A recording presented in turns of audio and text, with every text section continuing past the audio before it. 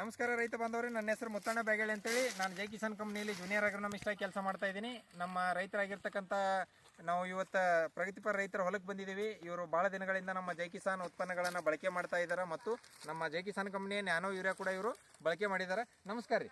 ನಮಸ್ಕಾರ. ನಿಮ್ಮ ಹೆಸರು ಊರು ಯಾವ್ದು ಹೇಳ್ರಿ? ಮಾಳಪ್ಪ ಹಿರಪ್ಪ ಒಟ್ಟಿಗಿರಿ. ಮಾಳಪ್ಪ ನಿಮ್ಮ ಹೆಸರು? ಉಟ್ಗಿ ಸರ್ ನೇಮ್. ನಿಮ್ಮ ಊರು ಯಾವ್ದು ರೀ? ಗುಣಕಿ, ಬಿಜಾಪುರ ಜಿಲ್ಲೆ ಗುಣಕಿ ಅವ್ರು.